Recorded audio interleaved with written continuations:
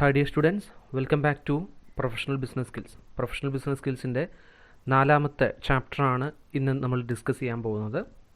That is socio cyber informatics. ഈ ഒരു ചാപ്റ്ററിൽ നമ്മൾ ഡിസ്കസ് ചെയ്യുന്നത് IT and society, digital divide, digital natives and cyber space, cyber ethics, cyber crime and cyber laws, then information overload, waste and green computing തുടങ്ങിയിട്ടുള്ള ടോപ്പിക്കുകളാണ് ഈ ഒരു ചാപ്റ്ററിൽ നമ്മൾ പ്രധാനമായിട്ടും ഡിസ്കസ് ചെയ്യുന്നത്. ഈ ഒരു ചാപ്റ്റർ പ്രധാനമായിട്ടും ഇൻഫർമേഷൻ ആൻഡ് കമ്മ്യൂണിക്കേഷൻ ടെക്നോളജി സൊസൈറ്റിയിൽ എന്ത് ചേഞ്ചാണ് കൊണ്ടുവരുന്നത് എന്നുള്ളതാണ് നമ്മളിവിടെ ചെക്ക് ചെയ്യാൻ പോകുന്നത്. സൊസൈറ്റിയിൽ എന്ത് ഡെവലപ്മെൻ്റ് ആണ്, അതുപോലെ തന്നെ പോസിറ്റീവായിട്ടും നെഗറ്റീവായിട്ടും എന്ത് എഫക്റ്റാണ് സൊസൈറ്റിയിൽ ഉണ്ടാക്കിയിട്ടുള്ളത് എന്നുള്ളതാണ് നമ്മൾ ചെക്ക് ചെയ്യാൻ പോകുന്നത്. അതാണ് ഈ ഒരു ചാപ്റ്ററിൽ നമ്മൾ പ്രധാനമായിട്ടും ഡിസ്കസ് ചെയ്യുന്നത്. സോ നമുക്ക് നോക്കാം. How is IT and society linked? ആദ്യം നമ്മൾ ചെക്ക് ചെയ്യാൻ പോകുന്നത് എങ്ങനെയാണ് ഇൻഫർമേഷൻ കമ്മ്യൂണിക്കേഷൻ ടെക്നോളജിയും സൊസൈറ്റിയും ലിങ്ക് ചെയ്ത് കിടക്കുന്നത്, അല്ലെങ്കിൽ കണക്ട് ചെയ്തിട്ടുള്ളത്. എന്ത് കണക്ഷനാണ്, എന്ത് റിലേഷനാണ് ഇൻഫർമേഷൻ കമ്മ്യൂണിക്കേഷൻ ടെക്നോളജിയും സൊസൈറ്റിയും തമ്മിലുള്ളത് എന്നുള്ളതാണ് ചെക്ക് ചെയ്യാൻ പോകുന്നത്. In the past few decades there has been a revolution in computing and communications and all indications are that technological progress and use of information technology will continue at a rapid pace. നമുക്കൊരു കഴിഞ്ഞ കുറച്ച് കാലങ്ങളായിട്ട് എടുത്തു നോക്കിയാൽ, കഴിഞ്ഞ വർഷങ്ങളിൽ നമ്മൾ എടുത്തു നോക്കിയാൽ, നമ്മൾ ചെക്ക് ചെയ്യുന്ന സമയത്ത് ഒരു കമ്പ്യൂട്ടിംഗ് ആൻഡ് കമ്മ്യൂണിക്കേഷൻ ഏരിയയിൽ വലിയൊരു റെവല്യൂഷൻ വരുന്നതായിട്ട് നമ്മൾ കണ്ടിട്ടുണ്ട്, അല്ലേ? പുതിയ പുതിയ ടെക്നോളജീസ് വരുന്നു, എല്ലാ വർക്കുകൾക്കും കമ്പ്യൂട്ടറുകളും കമ്മ്യൂണിക്കേഷൻ ടെക്നോളജികളും ഉപയോഗിക്കുന്നു, അല്ലേ? എത്ര ദൂരത്തുള്ള ആളുകളുമായിട്ട് കമ്മ്യൂണിക്കേറ്റ് ചെയ്യാൻ സാധിക്കുന്നു നല്ല രീതിയിൽ. ഇപ്പോൾ നമുക്കറിയാം ഓൺലൈൻ എഡ്യൂക്കേഷൻ സെക്ടറിലും ഹെൽത്ത് കെയർ സെക്ടറിലും, അല്ലെ, എല്ലാ സെക്ടറുകളിലും വളരെ എഫക്റ്റീവായിട്ട് കമ്പ്യൂട്ടറുകൾ ഉപയോഗിച്ചു വരുന്നതെന്നുള്ളതാണ്. സോ അതിൽ നിന്ന് നമുക്ക് മനസ്സിലാക്കാൻ കഴിയുന്ന എന്താണ്, ടെക്നോളജിക്കൽ പ്രോഗ്രസ് അതുപോലെ തന്നെ ഇൻഫർമേഷൻ ടെക്നോളജിയുടെ ഉപയോഗവും വളരെ നല്ല രീതിയിൽ അല്ലെങ്കിൽ വളരെ വ്യാപകമായിട്ട് വന്നുകൊണ്ടിരിക്കുന്നുണ്ട് എന്നുള്ളതാണ്. Accompanying and supporting the dramatic increase in the power and the use of new information technologies has been the declining cost of communication as a result of both technological improvement and increased competition.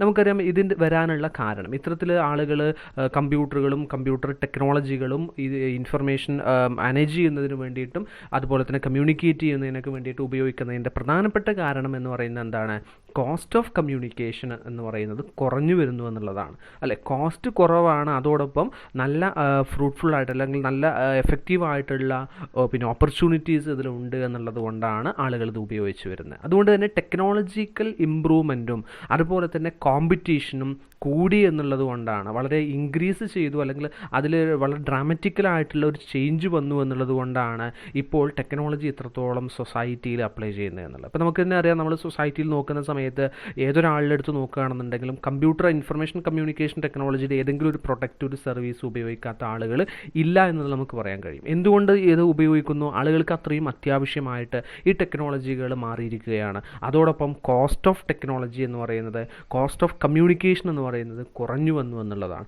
അപ്പോൾ ഇതുകൊണ്ടാണ് ആളുകൾ എന്ത് ചെയ്യുന്നത്, സൊസൈറ്റിയിൽ ഇത്രയും അധികം ആളുകൾ ഈ ഒരു കമ്മ്യൂണിക്കേഷൻ ഇൻഫർമേഷൻ ടെക്നോളജിയുടെ പ്രൊഡക്റ്റുകൾ ഉപയോഗിക്കുന്നത് എന്നുള്ളത്. സോ ആ രീതിയിലുള്ളൊരു കണക്ഷനാണ് കമ്മ്യൂണിക്കേഷൻ ടെക്നോളജിയും അതുപോലെ തന്നെ സൊസൈറ്റിയും തമ്മിലുള്ളത്. ഓക്കെ, നമുക്കറിയാം ഈ ഇൻഫർമേഷൻ ടെക്നോളജി ഇത്രയും ഇമ്പോർട്ടൻ്റ് ആയിട്ട് നമ്മുടെയൊക്കെ ജീവിതത്തിൽ, നമ്മുടെയൊക്കെ ഡെയിലി ലൈഫിൽ നമ്മൾ ഉപയോഗിക്കുന്നുണ്ട്. അതോടൊപ്പം നമുക്ക് വലിയ ഒരു വെല്ലുവിളിയുണ്ട്. എന്താണ് വെല്ലുവിളി, എന്താണ് ചലഞ്ച് എന്ന് പറയുന്നത്, നമ്മുടെയൊക്കെ ഇൻഫർമേഷൻസ് നഷ്ടപ്പെട്ടു പോകാനുള്ള സാധ്യതയുണ്ട് എന്നുള്ളതാണ്, അല്ലെ? ഒരു സീരിയസ് ആയിട്ടുള്ള ഒരു എത്തിക്കൽ ചലഞ്ച്, അല്ലെ? നമ്മുടെയൊക്കെ പ്രൈവസി റിലേറ്റഡ് ആയിട്ടുള്ള ഇൻഫർമേഷൻസ്, സെക്യൂരിറ്റി റിലേറ്റഡും ഫ്രീഡം റിലേറ്റഡ് ആയിട്ടുള്ള ഒരുപാട് പിന്നെ പ്രശ്നങ്ങൾ, ഒരുപാട് സീരിയസ് ആയിട്ടുള്ള എത്തിക്കൽ ഇഷ്യൂസ് വരുന്നുണ്ട് എന്നുള്ളതാണ്.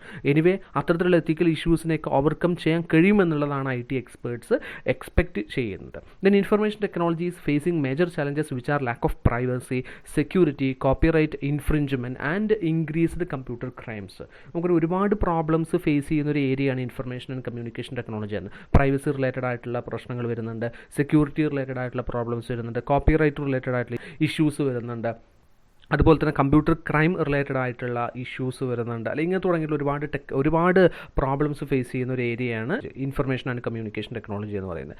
Criminals have been eagerly utilising the many loop holes technology offers. Since information technology greatly aid the speed, flow and access of information, cyber crime has become an ever rising profession.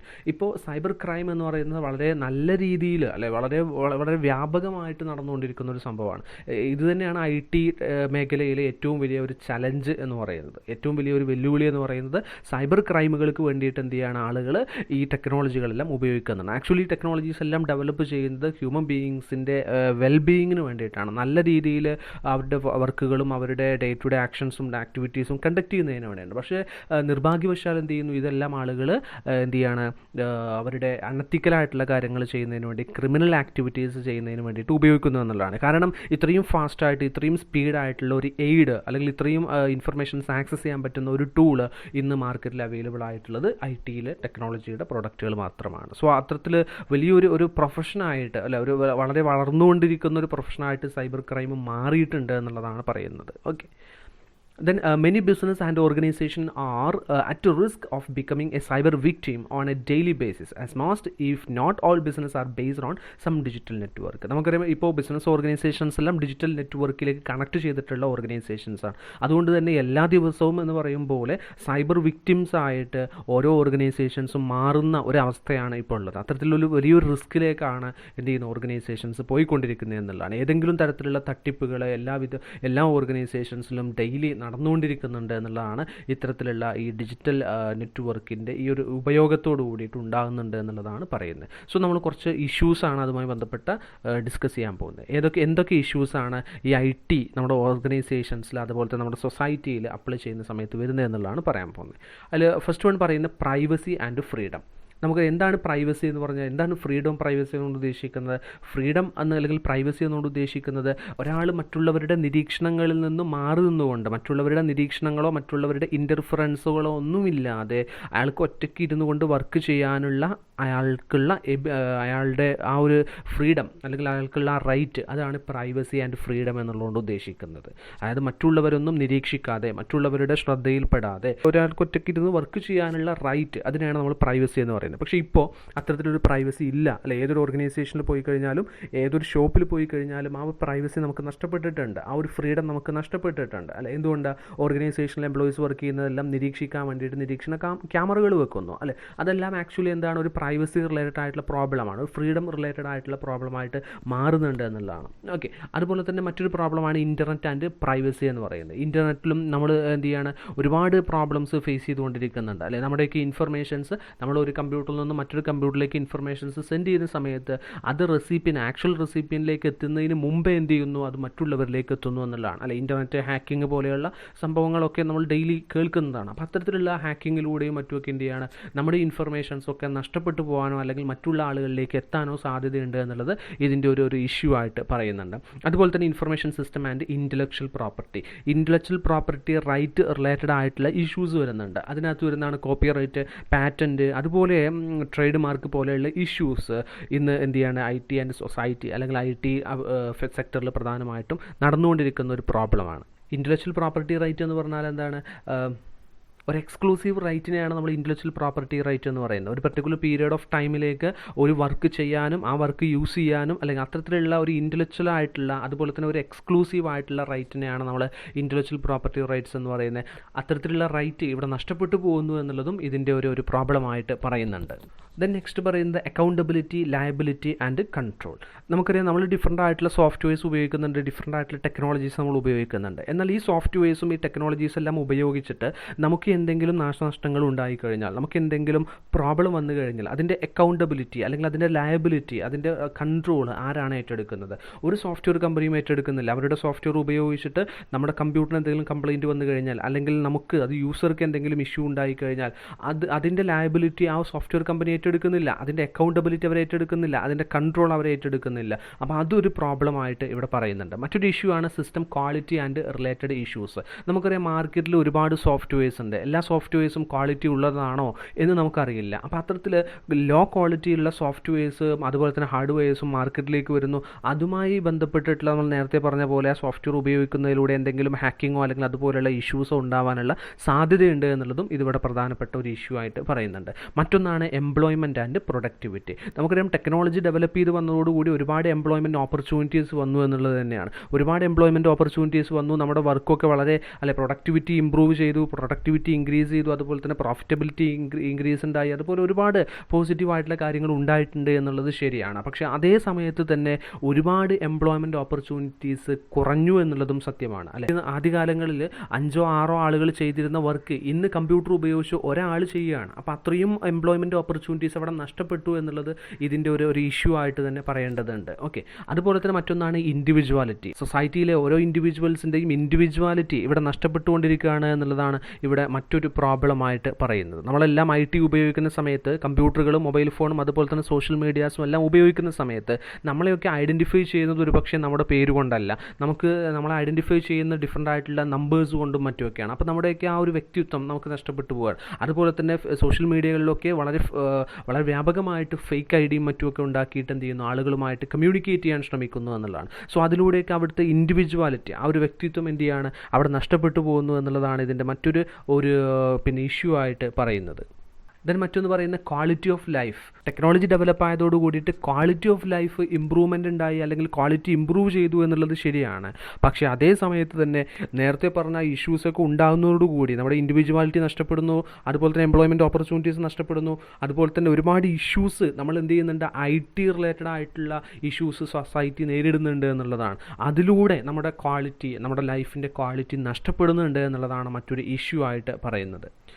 ചില ജോബുകൾ നമ്മൾ വീണ്ടും ചെയ്യേണ്ടതായിട്ട് വരുന്നു. ചില ജോബുകളിൽ നമ്മൾ ആ ഉദ്ദേശിച്ച ലെവലിൽ നമുക്ക് ചെയ്തു തീർക്കാൻ കഴിയുന്നില്ല എന്നുള്ളത് വരുന്നു. അപ്പോൾ ഇങ്ങനെ ഒരുപാട് പ്രോബ്ലംസ് എന്ത് ചെയ്യുന്നുണ്ട്, നമ്മുടെ ജോബ് വർക്ക് പ്ലേസിലും അതുപോലെ തന്നെ സൊസൈറ്റിയിലും എന്ത് ചെയ്യുന്നുണ്ട്, ഹ്യൂമൻ ബീയിങ്സ് സൊസൈറ്റി നേരിടുന്നുണ്ട് എന്നുള്ളതാണ് പറയുന്നത്. ദെൻ മറ്റൊന്ന് പറയുന്നത് സെക്യൂരിറ്റി ഓഫ് ഇൻഫർമേഷൻ. നമ്മൾ നേരത്തെ പറഞ്ഞ കാര്യം തന്നെയാണ്, പ്രൈവസി റിലേറ്റഡ് ആയിട്ടുള്ള കാര്യം തന്നെയാണ്. നമ്മുടെ ഇൻഫർമേഷൻസൊക്കെ ഏത് സമയത്തും നഷ്ടപ്പെട്ടു പോകാൻ സാധ്യതയുണ്ട് എന്നുള്ളതാണ് അല്ലേ. നമ്മൾ കമ്പ്യൂട്ടറുകളിൽ സ്റ്റോർ ചെയ്യുന്ന ഇൻഫർമേഷൻസൊക്കെ ഹാക്ക് ചെയ്താൽ നഷ്ടപ്പെടുന്നതാണ്. നമ്മുടെയൊക്കെ സോഷ്യൽ മീഡിയകളിലുള്ള നമ്മുടെയൊക്കെ ഇൻഫർമേഷൻസ് അത് നഷ്ടപ്പെട്ടു പോകാൻ സാധ്യതയുണ്ട് എന്നുള്ള അപ്പോൾ അത്തരത്തിലൊരു സെക്യൂരിറ്റി പ്രോബ്ലം ഇവിടെ വരുന്നുണ്ട് എന്നുള്ള. മറ്റൊന്ന് പറയുന്നത് കമ്പ്യൂട്ടർ ക്രൈം ആൻഡ് അബ്യൂസ് എന്നുള്ളതാണ്. ഞാൻ നേരത്തെ പറഞ്ഞു, കമ്പ്യൂട്ടറുകളും അതുപോലെ തന്നെ ടെക്നോളജികളും ഒക്കെ ഇന്ന് വളരെ ക്രൈമിന് വേണ്ടിയിട്ട് വളരെയധികം ഉപയോഗിക്കുന്നുണ്ട്. അബ്യൂസിങ് ആക്ടിവിറ്റീസ് നടത്തുന്നതിന് വേണ്ടി, ഇല്ലീഗലായിട്ടുള്ള അൺഎത്തിക്കലായിട്ടുള്ള ആക്ടിവിറ്റീസ് നടത്തുന്നതിന് വേണ്ടി വളരെ വ്യാപകമായിട്ട് ഉപയോഗിക്കുന്നുണ്ട് എന്നുള്ളതാണ് ഇതിൻ്റെ മറ്റൊരു ഇഷ്യൂ ആയിട്ട് പറയുന്നത്. അതുപോലെ തന്നെ വരുന്ന മറ്റൊരു ഇഷ്യൂ ആണ് ഹെൽത്ത് പ്രോബ്ലംസ് എന്ന് പറയുന്നത്.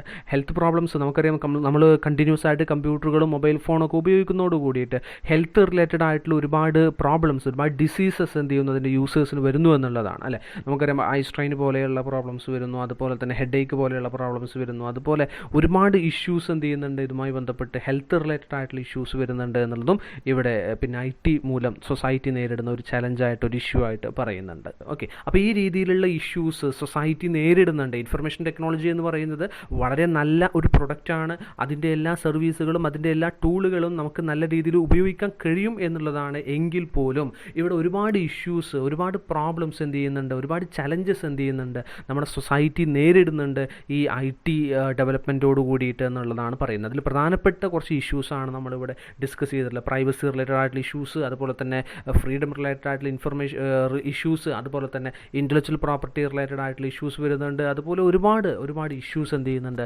സൊസൈറ്റി നേരിടുന്നുണ്ട് എന്നുള്ളതാണ് ഇതിലൂടെ പറയാൻ ശ്രമിച്ചത്. Then next, digital divide. എന്താണ് ഡിജിറ്റൽ ഡിവൈഡ് എന്ന് പറയുന്നത്? ഡിജിറ്റൽ ഡിവൈഡ്, ഈ ഒരു പിക്ചർ നോക്കിയാൽ നിങ്ങൾക്ക് മനസ്സിലാക്കാൻ കഴിയും. പണ്ട് കാലങ്ങളിൽ നമ്മൾ ബുക്കും പേപ്പറും പേനയൊക്കെയാണ് ഉപയോഗിച്ചിരുന്നതെങ്കിൽ ഇപ്പോൾ സ്റ്റുഡൻസ് ഉപയോഗിക്കുന്നത് എന്താണ്, ടാബും അതുപോലെ തന്നെ കമ്പ്യൂട്ടറുകളും മൊബൈൽ ഫോൺസുമാണ് ഉപയോഗിക്കുന്നത്. സോ ആദ്യകാലങ്ങളിലെ ആ ഒരു ഉപയോഗവും ഇപ്പോൾ പ്രസൻ്റ്ലി ഉപയോഗിച്ചുകൊണ്ടിരിക്കുന്ന ഈ ഒരു ജനറേഷനും, ഈ രണ്ട് ജനറേഷനും തമ്മിലുള്ള ഗ്യാപ്പിനെയാണ് നമ്മൾ ഡിജിറ്റൽ ഡിവൈഡ് എന്ന് പറയുന്നത്. ഡിജിറ്റൽ ഡിവൈഡ് എന്ന് പറഞ്ഞാൽ it is the difference between people who have easy access to the internet and those who do not.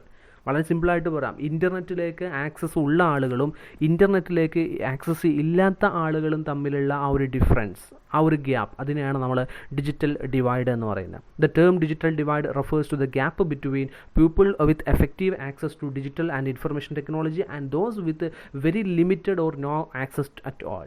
അതായത് ഈ ഡിജിറ്റൽ ആൻഡ് ഇൻഫർമേഷൻ ടെക്നോളജിയിലേക്ക് നല്ല രീതിയിൽ എഫക്റ്റീവായിട്ടുള്ള ആക്സസ് ഉള്ള ആളുകളും അല്ലെങ്കിൽ അത്രത്തോളം ആക്സസ് ഇല്ലാത്ത, വളരെ ലിമിറ്റഡ് ആയിട്ടുള്ള ആക്സസ് ഉള്ള അല്ലെങ്കിൽ ഒട്ടും ആക്സസ് ഇല്ലാത്ത ആളുകളും തമ്മിലുള്ള ഡിഫറൻസ്, അതിനെയാണ് നമ്മൾ ഡിജിറ്റൽ ഡിവൈഡ് എന്ന് പറയുന്നത്. It includes the imbalance in physical access to technology as well as the imbalance in resources and skills needed to effectively participate as digital citizen. അതായത് ഇവിടെ ഡിജിറ്റൽ ഈ ഒരു ഫീൽഡിലേക്ക് ആക്സസ് ഉണ്ടാവുക എന്നുള്ളതുകൊണ്ട് ഉദ്ദേശിക്കുന്നത് ഫിസിക്കലായിട്ടുള്ള ആക്സസ്സുകളാവാം. അതായത് എൻ്റെ കയ്യിൽ മൊബൈൽ ഫോൺ ഇല്ല, അപ്പോൾ നിങ്ങളുടെ കയ്യിൽ മൊബൈൽ ഫോൺ ഉണ്ട്, അപ്പോൾ ഞാനും നിങ്ങളും തമ്മിലുള്ള ആ ഒരു ഗ്യാപ്പ്, ഒരു ഡിഫറൻസ്, അതിനെയാണ് ഡിജിറ്റൽ ഡിവൈഡ് എന്ന് പറയുന്നത്. ഒരു പക്ഷേ അങ്ങനെ ആവാം, അല്ല എങ്കിൽ സ്കില്ല് ഇല്ലാത്തതുകൊണ്ടാവാം, അല്ല എനിക്ക് ഉപയോഗിക്കാൻ അറിയില്ല, നിങ്ങൾക്ക് ഉപയോഗിക്കാൻ അറിയാം, ആ ഒരു ഡിഫറൻസ് ആവാം.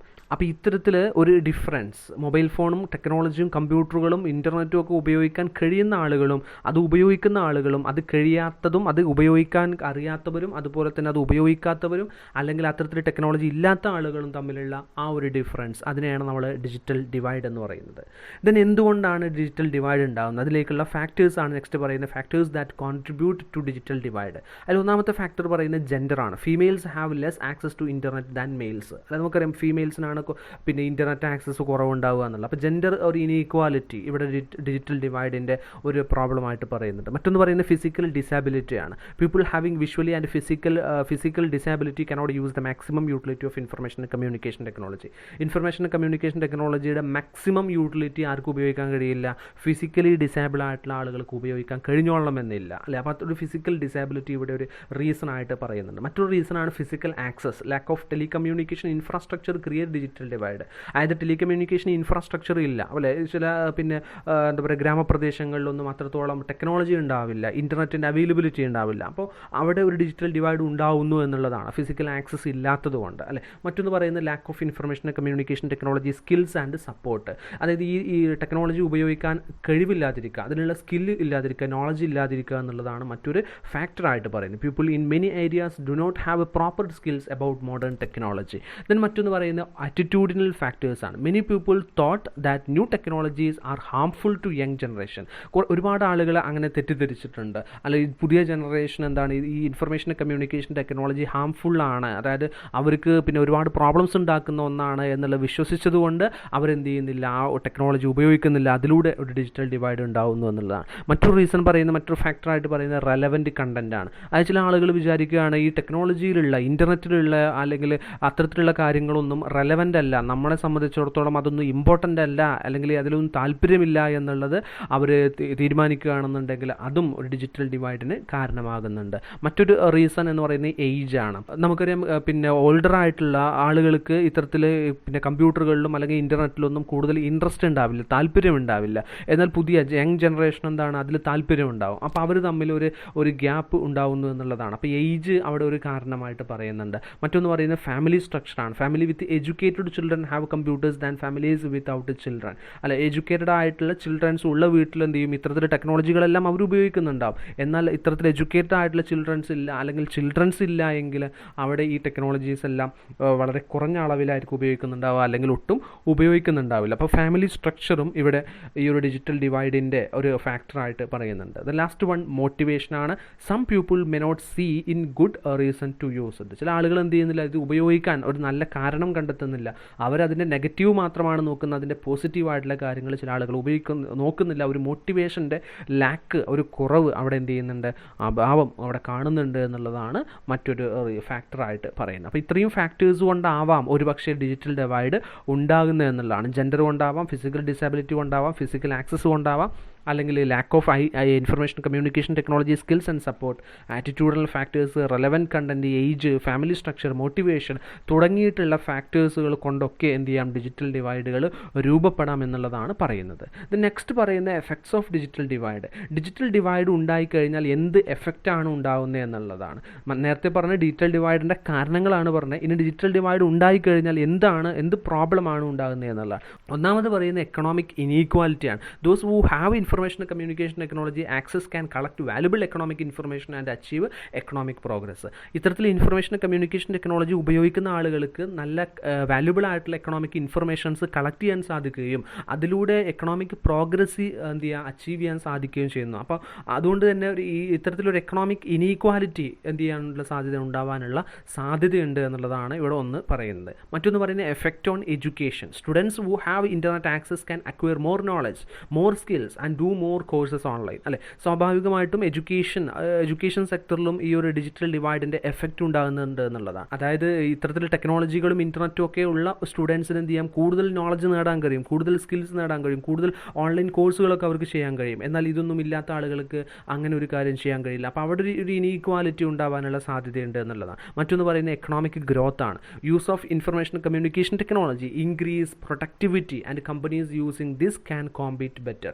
അതായത് ഇത്തരത്തിൽ ടെക്നോളജി ഉപയോഗിക്കുന്ന കമ്പനീസും ടെക്നോളജി ഉപയോഗിക്കാത്ത കമ്പനീസും തമ്മിലുള്ള ഒരു ഡിഫറൻസ് നോക്കിയാൽ മതി. സ്വാഭാവികമായിട്ടും ടെക്നോളജി ഉപയോഗിക്കുന്ന കമ്പനീസ് എന്ത് ചെയ്യും, അവർ പ്രൊഡക്ടിവിറ്റി ഇമ്പ്രൂവ് ചെയ്യുന്നതായിട്ട് കാണാൻ കഴിയും. അതിലൂടെ അവരുടെ എക്കണോമിക് ഗ്രോത്ത് അവർക്ക് നേടിയെടുക്കാൻ സാധിക്കും എന്നുള്ളത്. എന്നാൽ ഇത് ഉപയോഗിക്കാത്ത കമ്പനീസിൽ ഇത്തരത്തിൽ പ്രൊഡക്ടിവിറ്റി ഇൻക്രീസ് നമുക്ക് കാണാൻ കഴിയില്ല.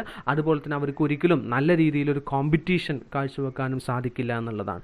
മറ്റൊന്ന് പറയുന്നത് സോഷ്യൽ മൊബിലിറ്റിയാണ്. Information and communication technology play an important role in learning, professional work and career development. അല്ലെ, സ്വാഭാവികമായിട്ടും ഈ ടെക്നോളജീസ് എല്ലാം ഉപയോഗിക്കുന്നതിലൂടെ അവർക്ക് ഒരുപാട് ലേൺ ചെയ്യാൻ കഴിയും, അവർക്ക് ഒരുപാട് പ്രൊഫഷണലായിട്ടുള്ള വർക്കുകൾ പഠിക്കാൻ കഴിയും, പ്രൊഫഷണലായിട്ടുള്ള കാര്യങ്ങൾ നേടിയെടുക്കാൻ കഴിയും, അവർ കരിയർ ഡെവലപ്മെൻറ്റ് ഉണ്ടാക്കിയെടുക്കാൻ കഴിയും. അല്ലെ, എന്നാൽ ഇത്തരത്തിൽ ഈ ടെക്നോളജികളെല്ലാം ഉപയോഗിക്കാത്ത ആളുകൾക്ക് ഈ രീതിയിലുള്ള ലേണിങ്ങോ അല്ലെങ്കിൽ പ്രൊഫഷണൽ വർക്കുകളോ കരിയർ ഡെവലപ്മെൻറ്റോ ഒന്നും അവർക്ക് സാധിക്കില്ല എന്നുള്ളതാണ്. അപ്പോൾ അത്തരത്തിലൊരു സോഷ്യൽ മൊബിലിറ്റി ഇവിടെ ഉണ്ടാവാനുള്ള സാധ്യതയുണ്ട് എന്നുള്ളതാണ്. മറ്റൊന്ന് പറയുന്നത് ഡെമോക്രസിയിൽ ഒരു ഇഷ്യൂ വരുന്നുണ്ട് എന്നുള്ളതാണ്.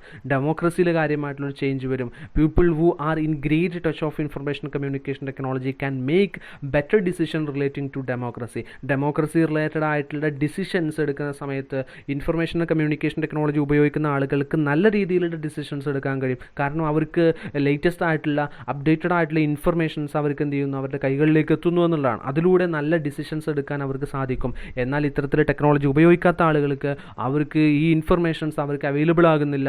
അതുകൊണ്ട് തന്നെ നല്ലൊരു ഡിസിഷൻ എടുക്കാൻ അവർക്ക് സാധിക്കില്ല എന്നുള്ളതാണ്. അപ്പോൾ ഇത്തരത്തിലുള്ള ഒരുപാട് പ്രോബ്ലംസ് എന്ത് ചെയ്യുന്നുണ്ട്, ഒരുപാട് എഫക്റ്റുകൾ ഡിജിറ്റൽ ഡിവൈഡിലൂടെ ഉണ്ടാകുന്നുണ്ട് എന്നുള്ളതാണ് പറയുന്നത്. Then next, digital natives. Marc പ്രിൻസ്കിയാണ് ഇത്തരത്തിലൊരു ടേം കൊണ്ടുവന്നിട്ടുള്ളത് 2001. അദ്ദേഹത്തിൻ്റെ അഭിപ്രായപ്രകാരം ഈ ടേം ഉപയോഗിക്കുന്നത് എന്തിനു വേണ്ടിയിട്ടാണ്? It is used to describe the generation of people who grew up in the era of information technology including computers and ഇൻ്റർനെറ്റും അതുപോലെ തന്നെ കമ്പ്യൂട്ടേഴ്സും എല്ലാം ഉൾക്കൊള്ളുന്ന ഇൻഫർമേഷൻ ടെക്നോളജിയുടെ ആ ഒരു കാലഘട്ടത്ത് ജനിച്ചിട്ടുള്ള അല്ലെങ്കിൽ ജനിച്ച് വളർന്നു വന്നിട്ടുള്ള ആ ഒരു ജനറേഷനെ ആണ് എന്ത് ചെയ്യുന്നത്, ഡിജിറ്റൽ നേറ്റീവ്സ് എന്നുകൊണ്ട് ഉദ്ദേശിക്കുന്നത്. Digital natives are generally born after 1980s and they are comfortable in the digital age. അപ്പോൾ ഡിജിറ്റൽ നേറ്റീവ്സ് എന്ന് പറഞ്ഞാൽ 1980-കൾക്ക് ശേഷം ജനിക്കുകയും 1980-കൾക്ക് ശേഷം ജനിച്ച് വളരുകയും ചെയ്തിട്ടുള്ള ആ ഒരു ജനറേഷനെയാണ് നമ്മൾ ഡിജിറ്റൽ ഏജ് അല്ലെങ്കിൽ ഡിജിറ്റൽ നേറ്റീവ്സ് എന്ന് പറയുന്നത്. അവർ ഡിജിറ്റൽ ഏജുമായി കംഫർട്ടബിൾ ആണ്. ഡിജിറ്റൽ ഏജ് എന്ന് പറഞ്ഞാൽ എന്ത്, നമ്മൾ കുറേ മുമ്പ് നമ്മളൊന്ന് ഡിസ്കസ് ചെയ്തിട്ടുണ്ട്. ഡിജിറ്റൽ ഏജ് എന്ന് പറഞ്ഞാൽ കമ്പ്യൂട്ടറുകളും മൊബൈൽ ഫോണുകളെല്ലാം ഉപയോഗിക്കുന്ന ഈ ഒരു കാലഘട്ടത്തെയാണ് ഡിജിറ്റൽ ഏജ് എന്ന് പറയുന്നത്. ദെൻ അതിൻ്റെ ഡെഫിനിഷനാണ് നെക്സ്റ്റ് പറയുന്നത്. According to Marc Prensky, digital natives are the generation of young people who are native speakers of the digital language of computers, video games and internet. Digital natives എന്ന് പറഞ്ഞാൽ young പീപ്പിളിൻ്റെ ഒരു ജനറേഷനെയാണ് നമ്മൾ ഇത് പറയുന്നത് digital natives എന്ന് പറയുന്നത്. And they are native speakers. അവർ പിന്നെ എന്ത് ചെയ്യും, നേറ്റീവ് സ്പീക്കേഴ്സ് ആണ്. എന്താണ് ആ നേറ്റീവ് സ്പീക്കേഴ്സ് നമ്മൾ ഉദ്ദേശിക്കുന്നത്? അവർ ഡിജിറ്റൽ ലാംഗ്വേജുകൾ, കമ്പ്യൂട്ടറിൻ്റെയും വീഡിയോ ഗെയിമുകളുടെയും ഇൻ്റർനെറ്റിൻ്റെയും സ്മാർട്ട് ഫോണിൻ്റെയും അല്ല ഇത്തരത്തിലുള്ള ഇൻഫർമേഷൻ കമ്മ്യൂണിക്കേഷൻ ടെക്നോളജിയുടെ ടേമുകൾ അവരെന്ത് ചെയ്യുന്നുണ്ട്, അവരുടെ സംസാരങ്ങളിൽ അവർ ഉപയോഗിക്കുന്നുണ്ടായിരിക്കും. അത്തരത്തിലുള്ള നേറ്റീവ് സ്പീക്കേഴ്സ് വരുന്ന ഒരു യങ് പീപ്പിളിൻ്റെ ആ ഒരു ജനറേഷനെയാണ് നമ്മൾ ഡിജിറ്റൽ നേറ്റീവ്സ് എന്ന് പറയുന്നത് എന്നുള്ളതാണ് മാർക്ക് പ്രിൻസ്കി പറയുന്നത്. അപ്പോൾ ഡിജിറ്റൽ നേറ്റീവ്സ് എന്ന് പറഞ്ഞാൽ 1980-കൾക്ക് ശേഷം ജനിച്ചിട്ടുള്ള ഈ ഒരു ന്യൂ ജനറേഷൻ എന്നുള്ള പേരിലൊക്കെ അറിയപ്പെടുന്ന ഇത്തരത്തിൽ കമ്പ്യൂട്ടറുകളും മൊബൈൽ ഫോണുകളൊക്കെ വളരെ നല്ല രീതിയിൽ ഉപയോഗിക്കാൻ കഴിയുന്ന അത്തരത്തിൽ അവരുടെ ലാംഗ്വേജുകൾ അല്ലെങ്കിൽ അവരുടെ സംസാരങ്ങളിൽ ഇത്തരത്തിലുള്ള ടേമുകൾ ഉപയോഗിക്കുന്ന ആ ഒരു ആളുകളെയാണ് നമ്മൾ ഡിജിറ്റൽ നേറ്റീവ്സ് എന്നുകൊണ്ട് ഉദ്ദേശിക്കുന്നത്. ദെൻ അതിൻ്റെ ടൈപ്സ് ആണ് പറയുന്നത്. പ്രധാനമായിട്ടും 3 ടൈപ്പ് ഡിജിറ്റൽ നേറ്റീവ്സ് ആണുള്ളത്. ഒന്ന് avoiders, then next minimalist, then third one enthusiastic participants. Avoiders എന്ന് പറഞ്ഞാൽ they were born in digital world, digital വേൾഡിലാണ് അവർ ജനിച്ചിട്ടുള്ളത്. Then some young people don't interested in using phones and internet. അതായത് അവർക്ക് ഫോണുണ്ട്, അവർക്ക് ഇൻ്റർനെറ്റ് ഉണ്ട്, പക്ഷേ അവർ ഇൻട്രസ്റ്റഡ് അല്ല, അവരത് ഉപയോഗിക്കാൻ ഇൻട്രസ്റ്റഡ് അല്ല. അത്തരത്തിലുള്ള ആളുകളെയാണ് അവോയ്ഡേഴ്സ് എന്ന് പറയുന്നത്. അവരുടെ കയ്യിൽ ഫോണുകൾ ഉണ്ടായിരിക്കും, പക്ഷേ അവരൊരിക്കലും ഇമെയിലുകളോ അല്ലെങ്കിൽ സോഷ്യൽ മീഡിയാസോ അത്തരത്തിലുള്ള കാര്യങ്ങളൊന്നും അവർ ഉപയോഗിക്കുന്നില്ല. അവരെയാണ് നമ്മൾ അവോയ്ഡേഴ്സ് എന്ന് പറയുന്നത്. രണ്ടാമത്തെ ടൈപ്പ് എന്ന് പറയുന്നത് മിനിമലിസ്റ്റ് ആണ്. മിനിമലിസ്റ്റ് എന്ന് പറഞ്ഞാൽ യൂസ് ടെക്നോളജി മിനിമലി, ഏറ്റവും കുറഞ്ഞ രൂപത്തിൽ ഉപയോഗിക്കുന്ന ആളുകളാണ് മിനിമലിസ്റ്റ് എന്ന് പറയുന്നത്. Only perceive it if necessary, അത്യാവശ്യമാണെങ്കിൽ മാത്രമാണ് അവരെന്ത് ചെയ്യുന്നത്, ഇത് ഉപയോഗിക്കുന്നത്. അവർക്ക് ഫേസ്ബുക്ക് ഉണ്ടായിരിക്കും, അവർക്ക് ഇമെയിലുകൾ ഉണ്ടായിരിക്കും, പക്ഷെ അവരൊക്കെ അത് ഉപയോഗിക്കുന്നത് വളരെ റയറായിട്ടാണ്, അല്ലെ വളരെ കുറഞ്ഞ ദിവസങ്ങളിൽ അല്ലെങ്കിൽ വളരെ കുറഞ്ഞ സമയങ്ങളിൽ മാത്രമാണ് മിനിമലിസ്റ്റുകൾ ഇത്തരത്തിൽ ഉപയോഗിക്കുന്നത്. എന്നാൽ മൂന്നാമത്തെ ടൈപ്പ് എന്ന് പറയുന്നത് എന്തൂസിയാസ്റ്റിക് പാർട്ടിസിപ്പൻസ് ആണ്. Enjoy technology and gadgets, available ആയിട്ടുള്ള എല്ലാ ടെക്നോളജികളും അവൈലബിൾ ആയിട്ടുള്ള എല്ലാ ഗാഡ്ജറ്റ്സുകളും ഉപയോഗിക്കുന്ന ആളുകളാണ് എന്തൂസിയാസ്റ്റിക് പാർട്ടിസിപ്പൻസ് എന്ന് പറയുന്നത്. അവരതിൻ്റെ മാക്സിമം എന്ത് ചെയ്യുന്നുണ്ട്, അവരത് ഉപയോഗിക്കുന്നുണ്ട് എന്നുള്ളതാണ്. അപ്പോൾ ഇത്തരത്തിലാണ് ഡിജിറ്റൽ നേറ്റീവ്സിൻ്റെ ടൈപ്സ് പറയുന്നത്. സോ ഇത്രയാണ് ഇന്നത്തെ ഒരു സെഷനിൽ നമ്മൾ പ്രധാനമായിട്ടും ഡിസ്കസ് ചെയ്യുന്നത്.